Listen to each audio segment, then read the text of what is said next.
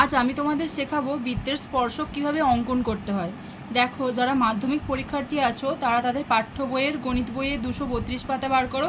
কোষে দেখি 17 চারের দাগের আঁকাটা আমি তোমাদেরকে আজকে করে দেখাবো। ঠিক আছে, কিভাবে আমি এই বৃত্তের স্পর্শকটি অঙ্কন করছি।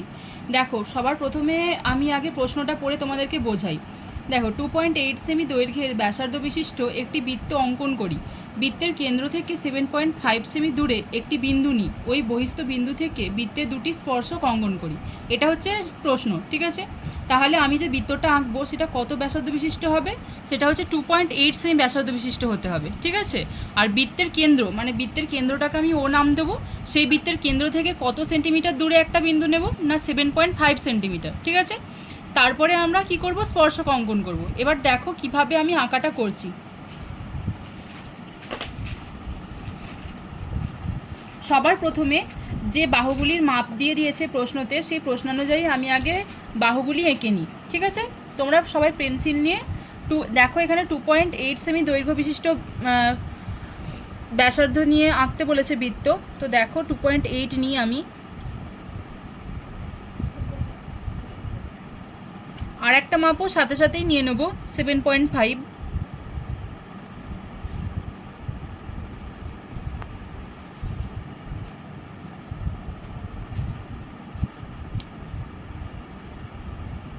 নিচে তোমরা লিখে দেবে কত কত সেন্টিমিটার আঁকলে, না হলে কিন্তু পরে আঁকাটা আঁকার সময় অসুবিধা হবে, যে কত সেন্টিমিটার মাপ নিয়েছিলে সেটা তোমরা বুঝতে পারবে না। ঠিক আছে, তারপরে সবার প্রথমে কম্পাস নিয়ে নেবে,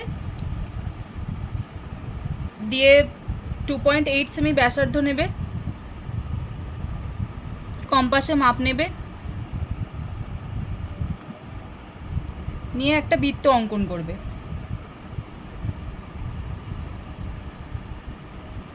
দেখো, বুঝতে পারা গেছে? দিয়ে মধ্যিখানে যে বিন্দুটা আছে সেটাকে ও নাম দেবে। ঠিক আছে, তারপরে স্কেল দিয়ে আগে এবার 7.5 সেমি মাপটা নাও।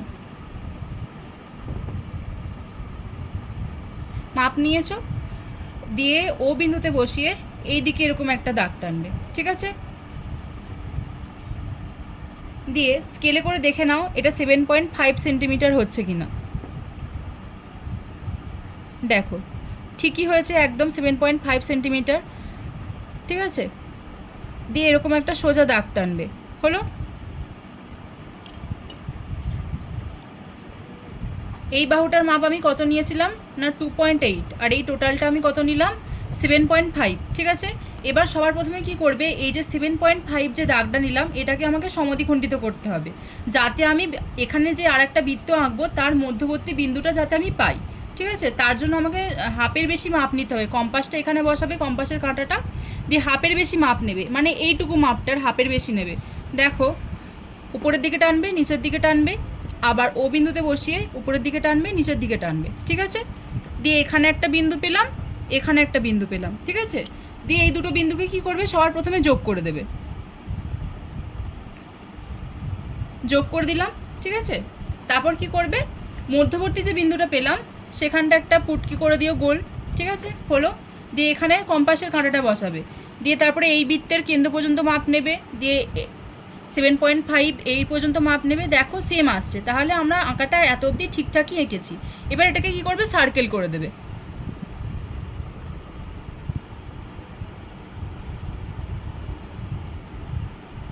ঠিক আছে, তারপরে দেখো এই বৃত্তটার স্পর্শক এখানটা কোথায় ছেদ করেছে, কোন বিন্দুতে, এইখানটাতে ছেদ করেছে। এটার নাম আমি দিচ্ছি পি।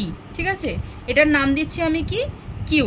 এবার আমি এই স্পর্শকগুলো যুক্ত করে দেবো। স্কেল নেবে তোমরা, দিয়ে এই বিন্দুটার সাথে এগুলোকে যুক্ত করে দেবে।